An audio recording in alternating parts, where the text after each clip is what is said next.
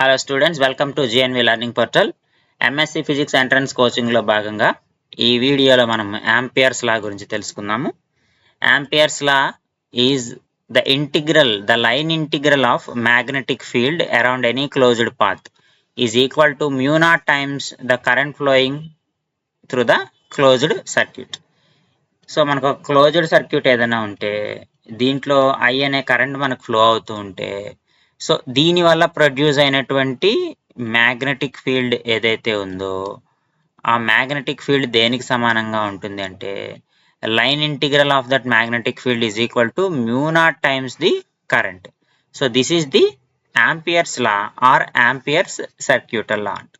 So ఈ లా ఉపయోగించి మనం ఏం కనుక్కోవచ్చు అంటే మనకు కరెంట్ తెలిసినప్పుడు ఎంత మ్యాగ్నెటిక్ ఫీల్డ్ ప్రొడ్యూస్ అయ్యింది అంటే మ్యాగ్నెటిక్ ఫీల్డ్ స్ట్రెంగ్త్ బిని మనము ఫైండ్ అవుట్ చేయొచ్చు. లేదా మనకి మ్యాగ్నెటిక్ ఫీల్డ్ స్ట్రెంగ్త్ బి కనుక తెలిస్తే ఆ సర్క్యూట్లో ఎంత కరెంట్ ఫ్లో అవుతుంది అనేటువంటి విషయాన్ని తెలుసుకోవచ్చు. ఇది మనకి యాంపియర్స్ లా వల్ల ఉపయోగం.